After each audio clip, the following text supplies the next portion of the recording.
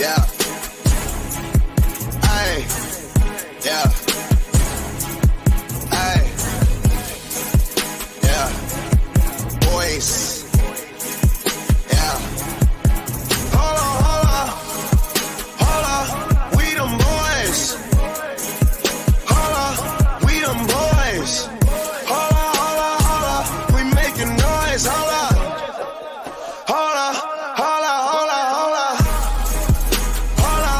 We them boys. Hold on. We them boys. Hold on. We making noise. Hold on. We them boys. Looking for revenge. To do what you couldn't do. Tell Obama that my verses are just like the whips at the end. They bulletproof. -20, we in Pitfield at K's Kitchen in a Canada Goose. Famous as fuck, but I'm still in the cut when they round up the troops. I'm just a sicko, a real sicko when you get to know me, nigga. I let the diss record drop, you was staying right below me, nigga. We must have played it 100 times, you was going to bed. Why would I put on a vest? I expect you to aim for the head. I could've killed you the first time. You don't have to try and say it louder, nigga. Trust me, heard you the first time. It's nothing personal, I would've done it to anyone. And I blame where I came from. And I blame all my day ones. You know Chubbs like Draymond. You better hope not say none. Them boys, they're a handful. Then I hit them with the hotline. Chris Breezy with the dance moves. Mo G with the dance moves. Ad Boy with the dance moves. Jimi Hendrix with the solo. Those are strings that you can't pull. Yeah, and I can really dish it out. Come and get it from the source. But fuck with all the word of mouth. Go to state running practice at my house, nigga. What am I about? You gon' really feel it now. I'm out here looking for revenge. I ride for my niggas. Stay scheming. Niggas tryna get at me. Go. I ride for my niggas. Stay scheming. Niggas tryna get at me. Go. I ride for my niggas. Damn, life so short. Fuck it, I don't wanna go to court. Fuck it, got a budget for the lawyer though. Fuck it, I'm on the run for the month. I'm in the bucket, paid 200 for it. My little nigga stuck and even got me paranoid. I'm getting money, that's in any nigga category. Double M, I got G's out in California. I ride for my niggas, dawg. I ride for my niggas. I slide for my niggas, dawg. I ride for my niggas. Stay scheming. Niggas tryna get at me. I ride for my niggas. It bothers me when the guards get to acting like the bras. Guess every team doesn't come complete with niggas like ours. That's why I see no need to compete with niggas like y'all. I just ask that when you see me, you speak up, nigga, that's all. Don't be ducking like you never wanted nothing. It's feeling like rap changed. There was a time it was rugged. Back when if a nigga reached, it was for the weapon. Nowadays, niggas reach just to sell they record. Spaghetti bolognese in the polo lounge. Me and my G from DC, that's how I roll around. Might look like, but we heavy though. You think Drake would put some shit like that? You never know. $1 million meetings in the polo lounge. Me and my man Oliver North, that's how I roll around. Shorty wanna tell me secrets by the rap, nigga. I tell that bitch it's more attractive when you hold it down. Kobe about to lose 150 M's. Kobe my nigga, I hate it, had to be him. Bitch, you wasn't with me shooting in the gym. Bitch, you wasn't with me shooting in the gym. Tell Lucy and I said, fuck it, I'm tearing holes in my budget. Bag her like we in Publix and take her ass out in public. Ordered it up for late, told them butterflies, she'll love it. She used to soda and nuggets, she really just tired thugging. I'm just hitting my pinnacle, you and pussy identical. You like the fucking finish line, we can't wait to run into you. But let me get my mind off that young rich motherfucker getting mine off rap with my niggas. I ride for my niggas. What's good, everybody? Welcome to the Pull-Up Show. I'm your host, Mr. BJ Matthews, a.k.a. B Jizzle. Before we get started, follow us on the YouTube page, the Pull-Up Basketball Podcast. Like, share, subscribe. All of our YouTube videos. Hit that like button as y'all come in here. Hit the share, subscribe. Hit that Cash App, $ BJ Matthews, $ BJ Matthews for all this great content that we drop to you on a daily, weekly, monthly, yearly basis. as well. If you guys do not have Cash App, you can also go to our Venmo. Venmo is going to be at BJ/MATHEWS/1. If you guys want to continuously build and also continuously, collaborate with us, you guys can send your love through our Venmo and our Cash App. Last but not least, also get your super secret, super comments that are available. You know what I'm saying? If you guys have a comment you want to drop in the chat box, make sure y'all hit that $ symbol right there in the chat. You guys can actually be able to do that. But let's get it popping. All right, y'all. So we are back with free agency. First of all, I hope everybody had a great 4th of July with their family and friends. I took a couple of days off, Thursday and Friday. I'm on the road right now, so I want y'all to be able to ride with me and get a chance to, be with me for a little bit of time. We're going to talk a little bit about this free agency some more. So back at it, man. Another day, you know what I'm saying? Back at it. Want y'all to ride with me a little bit.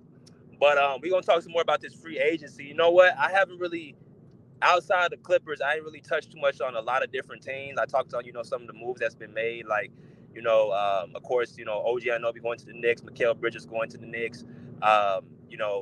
You got, all the different moves, happening with, Klay Thompson going to the Mavericks. And all these little hockey moves, that we're seeing around the league. I'm going to do more free agency videos because it's like a lot of people enjoy those. So, again, y'all sit back, enjoy, hit the like button. This is a pre-recorded video. This is not an actual live. So, y'all make sure y'all enjoy it. But I want to talk about the team that's probably, in my personal opinion, has won free agency so far. I'm going to talk about the team that's won free agency so far and why I feel they won free agency. And I'm going to go into some of the things that are going to, be the reasons why they've won free agency, and the moves they're making definitely are showing that they are going to be competing for a championship. And that team is out east. One of our content creators, is a supporter of the team. So go and follow him. I'm going to put his, his YouTube username on the screen. DFJ Hoops, Andre 76, man. Philadelphia 76ers, to me, have been the best team as far as free agency is concerned. Now, I know there's going to be people who disagree with me, and that's fine. Y'all go ahead and put in the comment section on the team that y'all feel is the best team so far. They made the best moves. But I'm going to give my analysis and my personal opinion. Now, before we even start with the picture on the screen, we're going to go into some of the moves that the Sixers have been making quietly, which is my personal opinion, why they are winning free agency and why I personally believe that they're only about, in my personal opinion, probably one more move away. And I think they're going to go to the conference finals right now with the team they have. But it's going to take, of course, Joel Embiid being healthy and the pieces surrounding these three guys. That's going to be the reason why I feel like they're going to, get over the hump and get past the conference finals. But this morning I read, and I'm pretty sure Andre's going to be happy about this, the Sixers just signed Caleb Martin, who is a former player of the Miami Heat who played 3 seasons with them, to a 4-year, $32 million deal. Okay? Now, this is pretty funny because this is a player that a couple days ago, if I don't call myself a couple days ago, Andre and I talked about this on his live, saying that they need to go out there and get another, utility guy like Caleb Martin. Well, I wake up this morning and I see Caleb Martin being put as the guy who's going to be, moving to the Sixers. It said breaking news on my Instagram. Adrian Wojnarowski said Caleb Martin has signed to a 4-year, $32 million. I'm like, damn. I hit Andre up right away, and I told him, bro, that's a huge move that y'all just made. So let's read right here what it says. It says, sources Caleb Martin joined the Sixers, likely slots as a starter. Adrian Wojnarowski says, free agency for Caleb Martin has agreed on a 4-year deal guaranteed for more than $32 million with the Philadelphia 76ers. Sources told ESPN on Saturday. The 76ers landed an impactful commitment in Martin, a playoff-tested power forward and versatile defender who joins the Philadelphia after 3 years with the 3 seasons with the Miami Heat. As y'all come here, smash the like button. Now, this is a move right here that the Sixers desperately needed, because when you add in Tyrese Maxey, when you add in Paul George, Kelly Oubre, and you got Joel Embiid at the center, you bring in a Caleb Martin, who is, they list as a power forward. I think Caleb is like 6'6", 6'7", maybe 6'7", but he's 6'6". They're listing him as a power forward. Now, I guess Miami, how they used him. My uncle Big Tone, go ahead and, you know what I'm saying, follow my man Big Tone on his page, and I'm gonna put it on the screen as well. Big Tone probably knows better than all of us, like how they use Caleb, but I do remember them putting him at that position at the 4, right below Bam Adebayo at the 5, because Caleb Martin gets hustle, he gets rebounds, he gets second chance opportunities and things of that nature, right? Now, why this is such a big move is because Caleb Martin is the type of player that needs to he plays winning basketball. Of course, we know the Miami Heat team and Boston are probably the 2 best teams that's been in the Eastern Conference the last 5 to 6 years, right? As y'all come here, smash the like button. So when you bring in a Caleb Martin who does all the little things, not to mention he can shoot the 3 ball very well. I think he shot around 38, 39% last year. Somebody correct me if I'm wrong, but he's a pretty much particular, solid 3-point shooter. He hits big shots in the playoffs. He plays winning basketball. He'll guard the opponent team's best player. This is the guy, Caleb Martin, to me, that's really made a splash that makes the Sixers, that team, in my personal opinion, they will be in the conference finals. And I'm going to tell y'all why in a minute. But this move came to me. I didn't know that the Sixers were going to make this move. I know that I do understand. I know that Caleb Martin was looking for a bigger deal. I think he's 26 years old. But I did not know the Sixers were going to pick him up. Me and Andre were just talking about this a couple of days ago, that we're talking about they should go out there and get Caleb Martin. That would be huge. But we didn't know how the salaries were going to match, the salary cap, things of that nature, because the Sixers have 3 guys who are on max contracts, PG, Tyrese Maxey, and you got Joel Embiid, who I think his contract's going to be expiring pretty soon here. But they are building a team around this big 3. Now, what I will say about this, I'm going to get into why I feel like, not only Caleb Martin, but a couple other pieces are going to be big as well. They not only just signed Caleb Martin, they signed Andre Drummond as their backup center. Last year, Andre Drummond averaged 8.4 points, 9 assists, or 9 rebounds, 0.5 assists off a 55% field goal percentage shooting. Andre Drummond, for guys you got to know, was on the Sixers just a couple seasons ago. He was on the Sixers. You guys remember Andre Drummond back around 2022? They signed Andre Drummond to a deal. 21, 22, one of those 2 years. The Lakers signed Andre Drummond to a deal, and since then, his career ain't been what it once was. Again, the Lakers are a team with LeBron James. You get some players that go over there, and their careers, they have to work to get their careers back. Russell Westbrook's the recent one. You have Montrezl Harrell. After, he left the Clippers, went to the Lakers. His career was never the same. Andre Drummond falls right into that pool, right? Andre Drummond, before he went to the Lakers, was with the Brooklyn Nets. With the Detroit Pistons. I think he had led the league in rebounds about 4 or 5 years ago. So he was a very, very hot, free agent. He goes to the Lakers, and he doesn't get the playing time he wants. He doesn't get the opportunities that he wants, and he's not, the type of player that, he's actually, getting what he needs to be able to be successful. He goes to the Sixers, and the first stint has a pretty good stint over there. He goes to Chicago last year. He averages 8.4 points, 9 rebounds a game. And this is like I said, he's going to be coming off the bench. Joel Embiid needs a guy to help save his minutes and come off the bench and actually bring him some help and support. That will be Andre Drummond. Another great move the Sixers just made. As y'all come in here, smash that like button. Right? You bring him in.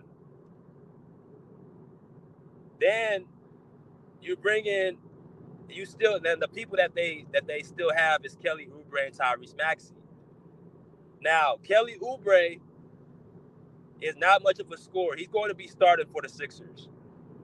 But what we do know about Kelly Oubre is that he's a hustler. He plays defense. He's athletic. He's young, right? And he don't give a damn about shit. He don't give a damn about shit. That's who Kelly Oubre is. He's a rough rider. He's a tough guy, right? He has found a home in Philadelphia that's really surrounding him and put him in a good situation. So he's going to be their starting two at 6'7", with Tyrese Maxey as his backcourt mate. They have a good chemistry with one another. They seem to get along very well. So they have Kelly Oubre there, and they locked up Tyrese Maxey with a max 5-year deal. That Tyrese Maxey is their future. I wouldn't even call their future. That's their present, right?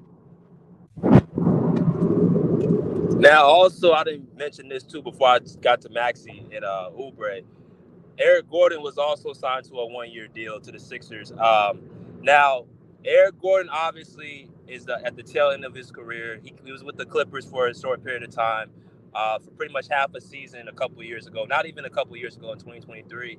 And people really liked Eric Gordon because of his defense, his outside shooting efforts to stretch the floor. They liked Eric Gordon a lot. Now, of course, last year with the Suns, he averaged, I think, 11 points per game last year off of 44% field goal shooting. He's not the Eric Gordon he was in New Orleans. He's not the Eric Gordon he was, in his younger years. But 11 points per game is not no soft shit, especially with the time you got with the Phoenix Suns last year. He's one of those guys, like he said, he's just a pure vet. You know what I'm saying? But this was, to me, a sneaky move from the Sixers because, again, when you sign a 1-year deal like Eric Gordon signed, and you're at his age, you're pretty much trying to look for a championship. You're trying to look for the opportunity to win.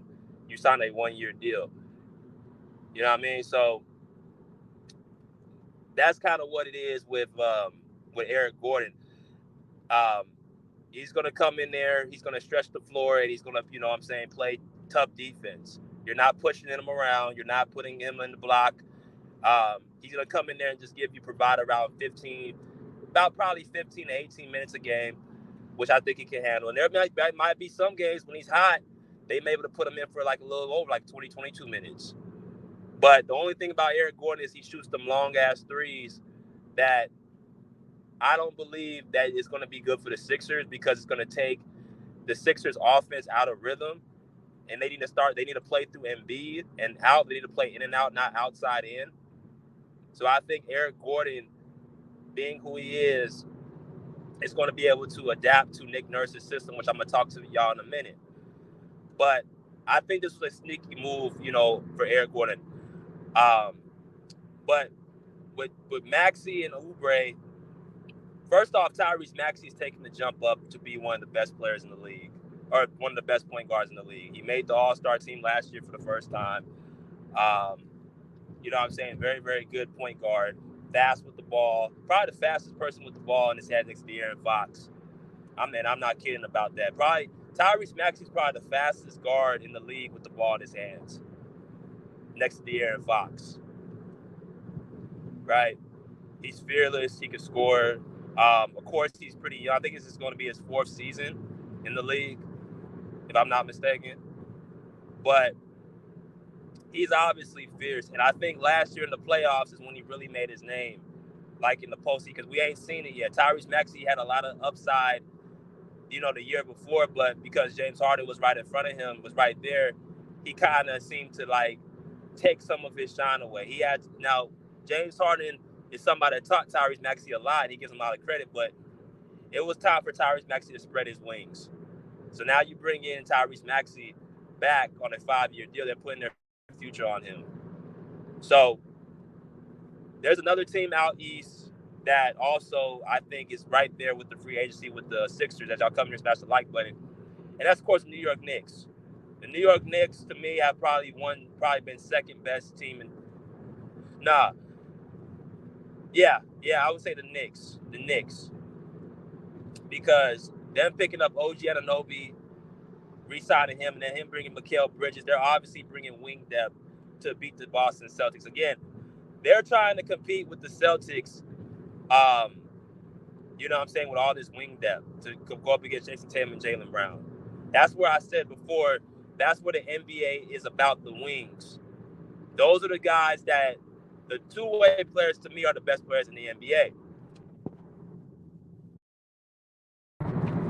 Those are the guys to me personally that they're the best players in the NBA, the two-way players, right? I don't know if y'all can hear me now, but the two-way players are the best players in the NBA.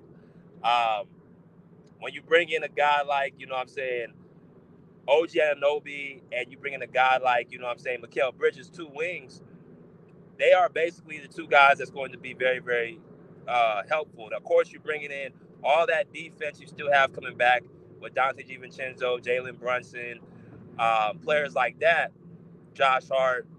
They can score, but they also can play defense, two-way players. Those are the most valuable players in the league, right? I can give you 20 points, but also I can guard the other team's one of their better players. So that's what the Knicks have. But why I say the Knicks have lost a little, because they lost Isaiah Hartenstein, also their center, to the Oklahoma City Thunder. That's another team that's pretty much building a great team around SGA, right? So I think personally the Knicks are right behind the Sixers. They've made some good moves, but the loss of Isaiah Hartenstein, I think, is something that could, hurt them potentially. They already deal with injuries with Mitchell Robinson, and then Julius Randle. The Knicks have a lot of depth, right? Which I think got them past the Pacers as long as they did. But I think the loss to Isaiah Hartenstein is going to hurt them. But Mitchell Robinson should be right there to pick up the slack. But back to the Sixers. You bring in Tyrese Maxey back, and let's say the playoffs, the Knicks were the team that Tyrese Maxey was destroying. Now, like I said, the Knicks have great defense, but they had no answer for Tyrese Maxey, man. Tyrese Maxey was slicing and dicing through that entire defense the whole goddamn series. He had 45 points, I think, in Game 4, if I'm not mistaken. Right? Now, he had a couple bad games shooting the basketball. He averaged 29.8 points, 6.8 assists, and 5.2 rebounds. So he showed you that he's ready for the big lights. So Dante DiVincenzo, Josh Hart, OG Anunoby, and Mikal Bridges, those are all defenders, right? So you had three of them on the court. You had OG, you had Josh Hart, and you had OG, Josh Hart, and you had Dante DiVincenzo, which I don't think he's much of a defender. I just think he's just a guy who's just athletic and who can, what I'm saying, chase down blocks and stuff like that. He plays his ass off. But none of those guys could stick with OG or stick with Tyrese Maxey. They couldn't do shit with him. And then you got Joel Embiid, who I didn't even mention yet. He averaged 33 points in that series and 10 rebounds. Obviously the best player on the court. This is where the Knicks are going to struggle because, see, Embiid's already a miss. You might as well just go ahead. Anybody who has to deal with Embiid, you might as well just pretty much take him out because Embiid is the player that no one has an answer for in the Eastern Conference. Not the Celtics, not the Miami Heat, not the New York Knicks, not the Indiana Pacers, not even the Milwaukee Bucks have an answer for Joel Embiid. His size, his skill, he's just a mismatch problem. And this is what he was averaging being hampered. I'm going to say that again. He averaged these numbers being hampered.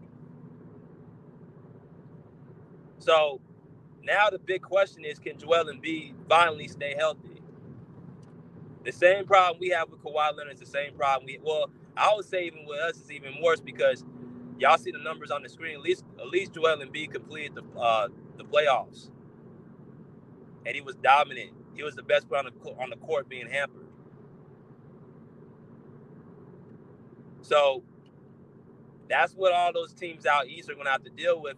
Now, Joel Embiid, I personally believe, me and Andre were talking about this, I would think it's smart for him to take a step back and allow the other players to shine as well. What I mean by that is now that you're getting all this help scoring the ball, you're getting this help playing defense, you don't need to score 35, 40 points a game for the team to win. You don't need that. I remember talking to people in the past about Jokic and Embiid, how Embiid didn't have adequate help around him, just like Jokic did. They gave Jokic a pass for not having help around him. I said Embiid doesn't have help around him. He has to do all the work offensively and defensively. And it was tiring him out. It was making him worn down. But now you should build a team around Embiid. That's going to be an issue. But I just think he's 31. I think he's going on 31 years old now. He's going on 31 years old. So that's huge. This is his prime. This is his time for him to actually show that he's a very, very capable player. Now, let me go to the last person. Why I feel like the 76ers really have taken over the offseason. And that's the signing of Paul George. They signed him to a 4-year, $212 million deal. Of course, we know, all Clipper fans know what happened. We don't need to keep revisiting it, but we're going to talk about it now. The Sixers made a power move last week by getting in Paul George and taking him from the Clippers.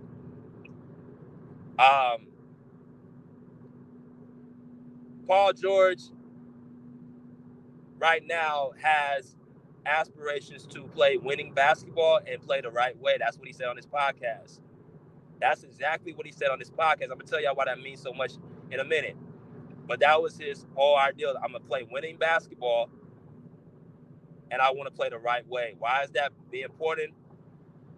Because of the coach he's playing under, Nick Nurse. See, what I'm going to get into Nick Nurse in a minute is why this is all going to, go right together. But Paul George pretty much is doing exactly what he said he wanted to do. Go to a team that's going to be ready to win now and contribute to winning basketball and play the right way. That's what he said. Now, I've said before with Paul George that he needs certain things for him to win and be competitive. He don't need much, but there's a few things that he needs around him, right? If you look at his career, and again, this is basically me calculating everything out that's in a nutshell. Paul George has been to 3 conference finals, right? 2 of them with the Indiana Pacers, 1 of them with the LA Clippers. Y'all know with him with the Pacers what happened. He faced the LeBron James Miami Heat in 2013 and 2014. They lose 1 series in 7 games, 1 series in 6 games. But Paul George was the best player on the court the second series against LeBron James at Miami Big 3. That's when Paul George is starting to come in as probably the best player in the league, right behind LeBron. He has that nasty knee injury. He takes steps back. He has to work to get back to himself, later on, which didn't take probably more than a couple of years. But he finally got back to his old self. Goes to OKC, MVP consideration, Defensive Player of the Year consideration, top voting in both those categories. Basically, he had all the different, things in line for him to be successful. So the Pacers go to 2 conference finals led by Paul George, right? And when I look deeper about this starting 5 and that team, it's very easy to see what Paul George had on that team, which made him so successful. He had toughness, and he had dogs around him, right? Lance Stevenson, dog. David West, dog. George Hill, dog. Roy Hibbert, great defensive player in the post, right? Especially at that time where it was more so interior basketball. That's all he needed around him for him to be successful, and a damn coach who had some sense that actually knew how to use them correctly. See, Nick Nurse is going to be able to use Paul George in ways that Ty Lue lost within the last couple seasons. Nick Nurse is an excellent offensive coach. Kawhi Leonard had him a year in Toronto. This is the coach that he had. Patrick Beverley and Kawhi Leonard are extremely close. Kawhi Leonard, y'all remember Patrick Beverley was on the Sixers last year. There was a conversation where Patrick Beverley called Kawhi. Kawhi called Patrick Beverley and asked him, "You like Nick Nurse's offense, don't you?" And he said, "Yeah, you let you do whatever you want to do." He gives you the offensive freedom while giving you discipline to make you the best version of yourself. And that's what a coach is supposed to do. A coach is supposed to make you your best version of yourself. That's his job. That's why he gets paid millions of dollars. He ain't supposed to sit on the sideline with his arms fucking crossed around his fucking chest and just say, go ahead and just handle it yourself and figure it out. That's not what a coach does. A coach makes you believe in your abilities. For y'all that keep saying that, oh, a coach ain't supposed to do that, he's a grown man. Well, I ask y'all that, did y'all get to where y'all got to without any type of help? I can attest to y'all, when it comes to anything in life, you always gonna need some type of help and assistance, right? And a coach is there to assist. An assistant coach is there to assist the head coach. All this nonsense is that these coaches don't have to do any work and they can just sit on the sidelines and just not do shit, and the players got to figure it out. Though you see the teams that's actually winning and actually competing from the teams that are not. You take on the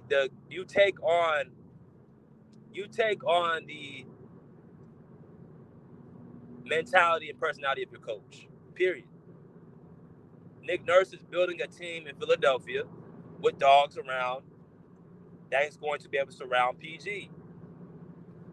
Now, Paul George, personally, this is going to be the team that now he can actually be himself, go back to his natural position, which is the 3, maybe even the 2 sometimes when Tyrese Maxey needs a break, and just rock out and worry about playing defense and offense. Ain't got to worry about playing power forward. They ain't got to worry about protecting the rim because you got Joel Embiid right there. You got Caleb Martin there. You're going to have Andre Drummond there.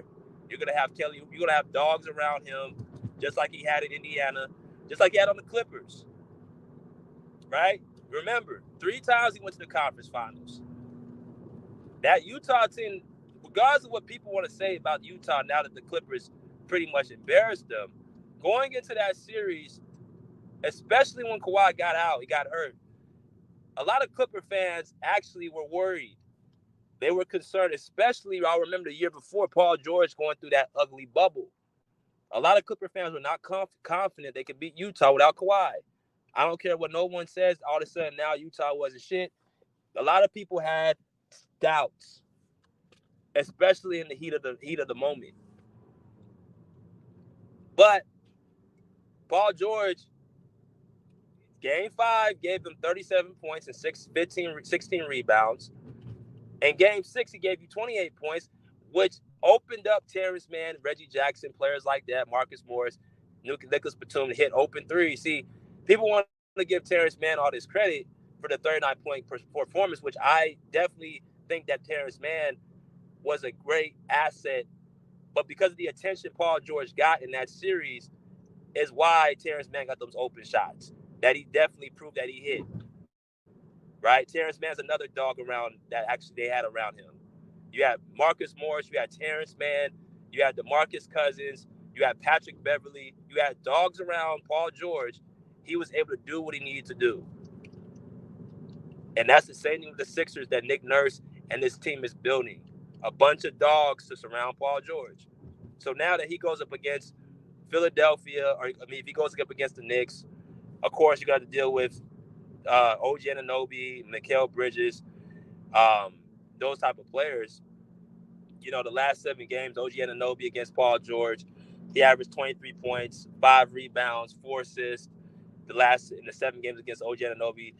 Last year was the last time he played him in March. You know what I'm saying? But, you know, him as a second option, this is what he averaged against OG Anunoby, right?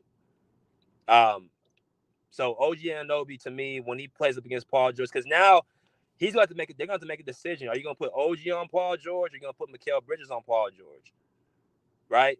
Paul George does more damage to Mikal Bridges.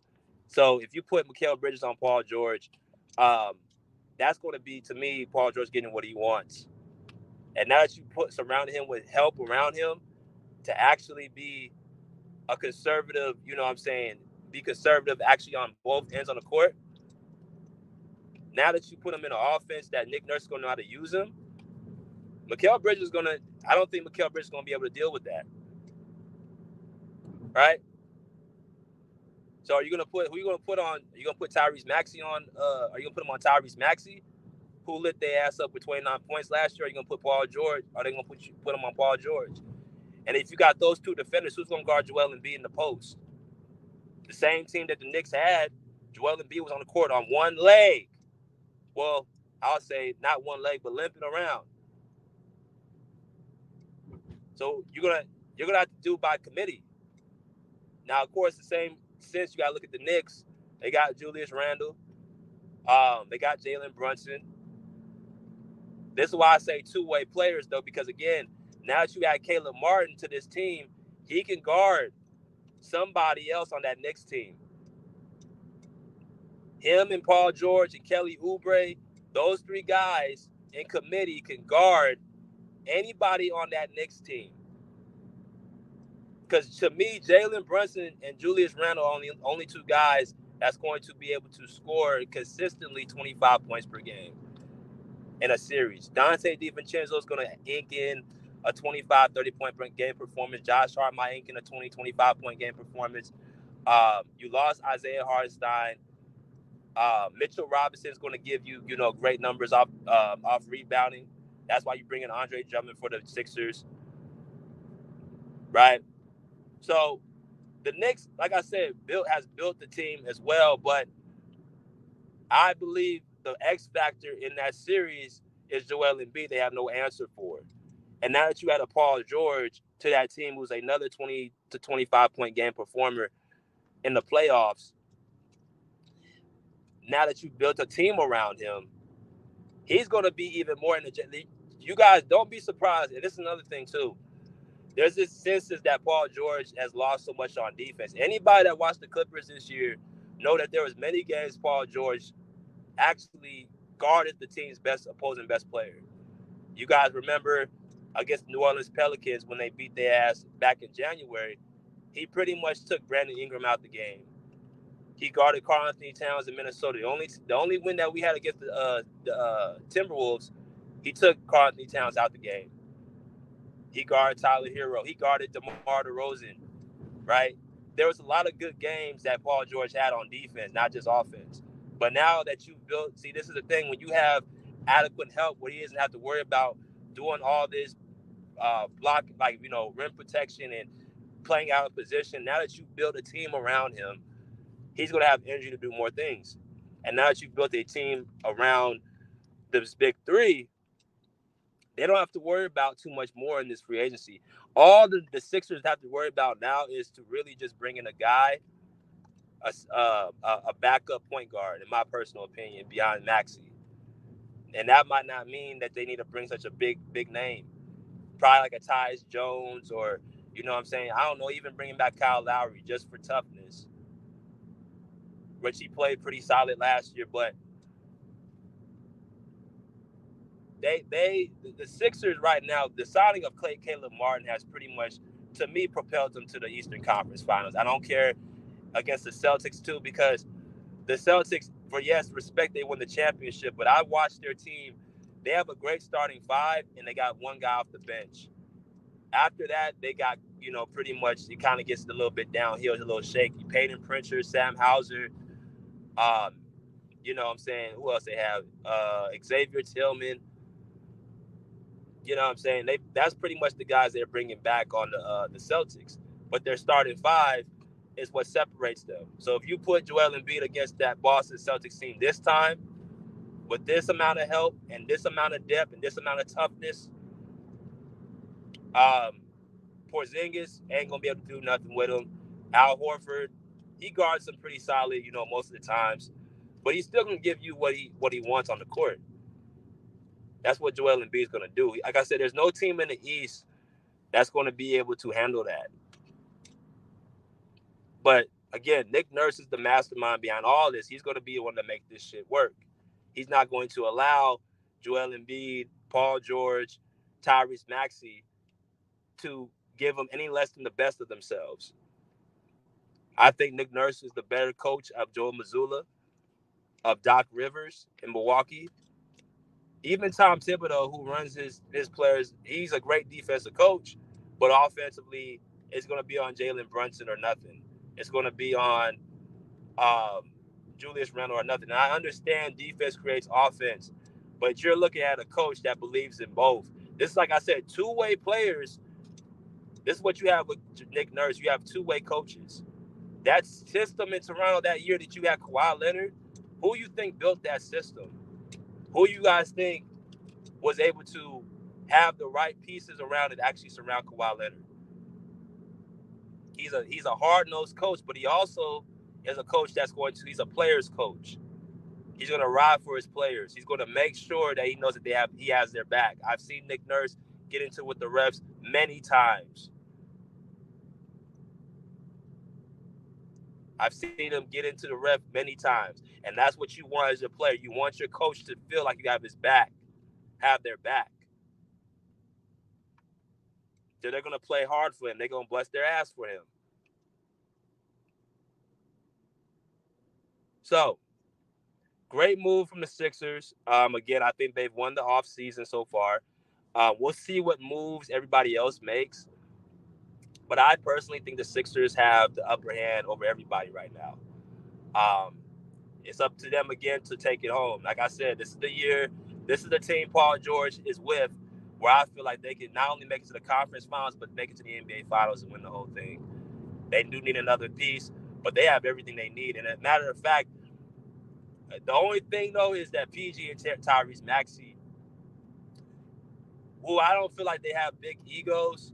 I don't think Tyrese Maxey has much of an ego, but he is a young, hungry cat who's, already had a great season last year.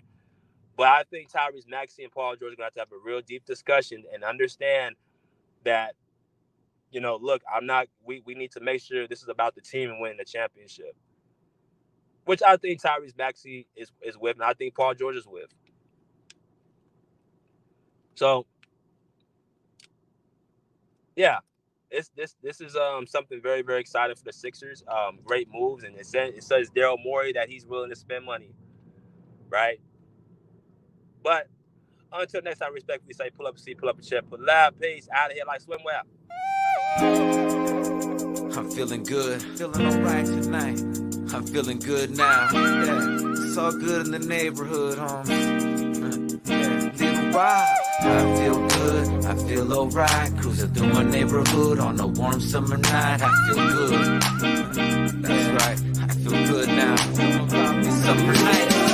Summer days just sitting around, but when the sun goes down, I'll be ready to party. Ain't nothing like them summer nights. Keep the top on drop, all the girls looking hot, hit the photo and we just don't stop. Party until the morning light.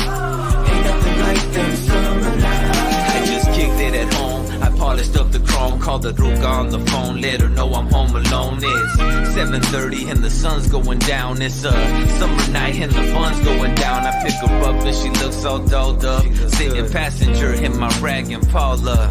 Yeah, I let her know that she looks beautiful to me. The world's an ugly place, but she is such a sight to see. The kind of woman that would put up a fight for me. The kind that wants to spend the summer nights with me. The temp was 80 and I'm cruising with my lady, playing some Rafi Bagan. Ooh, baby, baby. I see my homeboys and the cruising in the ride. Hey, what's up, with their ladies sitting by their side. People think we look crazy, but I think we look classy. But then again, that's only if you ask me. Summer days just sitting around, but when the sun goes down, I'll be ready to party. Ain't nothing like them summer nights. Keep the top on drop, all the girls looking hot, hit the photo and we just don't stop. Party until the morning light. Ain't nothing like them summer nights. My homeboys throwing the backyard boogie, so everybody gets together to unwind, relax, and have a fun time. The DJ spinning, so I grab the mic and be like, ain't nothing like them summer nights. The party's packed with beautiful women and the gang of the homies that wanna get with them. And they'll say anything just to hit them. And it's usually a nice summer night when they did them. I don't know, it must be something in the air. Can't help but have a good time because the feeling is there. To some people, the feeling is rare. They're at the past saying, God damn, I wish I was there. to have a drink, have a token, hook up with someone fine, but the kind that looks up. Gotta keep some pisto in the cup, party until the sun comes up, but we give up. Summer days just sitting around, but when the sun goes down, I'll be ready to party. Ain't nothing like them summer nights. Keep the top on drop, all the girls looking hot, hit the photo and we just don't stop. Party until the morning light. Ain't nothing like them summer nights. Them summer nights can keep a smile on your face. Gotta try to have a good time with your life, otherwise it's just a waste. Either way, I'm gonna party just in case. Like Prince party like it was 99 and 87, 88. I couldn't ask for no better weather. I'm right next to the Pacific, to be specific. The candy paint job glows under the moonlight as I close out my summer night and say goodnight. It's time to put the top up and park it, drop it, unplug the ground, roll up the windows and lock it. Walk in the pad and fall into bed as she lays on my chest to rest her sleepy head. And we do this all night long, from dusk till dawn. But it's not quite the same when summer nights are gone. But even when they're gone, it won't be long. 8 more months and once again it's on. Summer days just sitting around, but when the sun goes down, I'll be ready to party. Ain't nothing like them